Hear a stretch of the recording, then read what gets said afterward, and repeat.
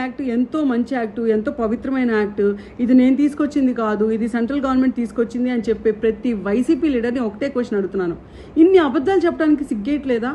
అది central government తీసుకొచ్చిన యాక్టే అయితే ఈరోజు దాకా ఇండియాలో ఏ రాష్ట్రంలో కూడా ఇది ఎందుకు అమల్లో లేదు? ఇండియాలో వేరే ఏ రాష్ట్రంలో అయినా ఒక రైతు వెళ్ళి ఒక పొలం కొనుక్కుంటే ఆయనకు ఒరిజినల్ డాక్యుమెంట్స్ వస్తాయి. అదే ఈ రాష్ట్రంలో రైతులు వెళ్ళి పొలం కొనుక్కుంటే వాళ్ళ చేతికి జిరాక్స్లు వస్తాయి. అది ఒక్కటే కాకుండా దరిద్రం ఏంటంటే పాస్బుక్ల మీద జగన్మోహన్ రెడ్డి ఫోటోలు ఉంటాయి. అక్కడ చూస్తే పొలం దగ్గర సర్వే రాళ్ళ మీద జగన్మోహన్ రెడ్డి ఫోటోలు ఉంటాయి. దేనికి ఉంటాయి? What is your contribution? ఒక రైతో లేకపోతే ఒక సామాన్యుడో లేకపోతే ఒక లీడర్ ఎవరైనా కానీ ఒక ఆస్తి కొనుక్కుంటున్నప్పుడు ఆ డబ్బులతో వాళ్ళు కొనుక్కుంటున్నప్పుడు నీ కాంట్రిబ్యూషన్ ఏముందని నీ ఫోటోలు వేసుకుంటున్నావు? ఇదేమని క్వశ్చన్ చేస్తే నువ్వు మమ్మల్ని తిప్పుతావా? మా మీద కేసులు పెట్టేస్తావా? మమ్మల్ని ఏమడుగుతున్నావు అంటే నువ్వు ఇండైరెక్ట్గా పులి నోట్లో మేము తల పెట్టుకొని అయ్యా బాబు అని చెప్పి కళ్ళు మూసుకొని ప్రార్థిస్తూ ఉండాలి, ఎప్పటికీ పులి మమ్మల్ని మింగదేమోనని.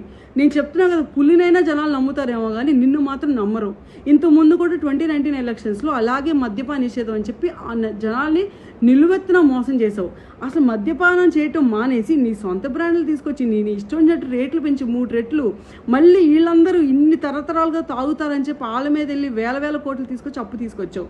గవర్నమెంట్ ఆస్తులే నీ చేతిలో ఉంటే మొత్తం తాకట్టు పెట్టుకుని అప్పులు తీసుకొచ్చావు 1000 కోట్లు. రేపొద్దున మా ఆస్తి కూడా నీ చేతిలో పెట్టుకొని నువ్వు తాకట్టు పెట్టమని గ్యారంటీ ఏంటి? అంటే నా తండ్రి ఇచ్చిన ఆస్తి లేకపోతే నా డబ్బులతో నేను కొనుక్కున్న ఆస్తిని నేను నీ కప్పు చెప్పి నీ టీఆర్ఓ కప్పు చెప్పి ఆయన చుట్టూ ప్రదర్శన చేసి అడగనా ఏంటి? నా ఆస్తి నాకు ఇవ్వండి అయ్యా అని చెప్పి నేను అడుక్కోనా? అంటే పబ్లిక్ని ఆ స్టేజ్కి తీసుకొస్తావు. నీ మీద ఆధారపడి నీ దయా దాక్షిణ్యాల మీద ఆధారపడే స్టేజ్కి పబ్లిక్ని తీసుకురావాలనే కుట్ర మాత్రమే ఈ యాక్ట్. నీతి ఆయోగ్ ఇచ్చిన ప్రిన్సిపల్స్ ప్రకారం నిజంగానే నువ్వు యాక్ట్ తీసుకొచ్చుంటే ఎవ్వరూ మాట్లాడేవాళ్ళు కాదు.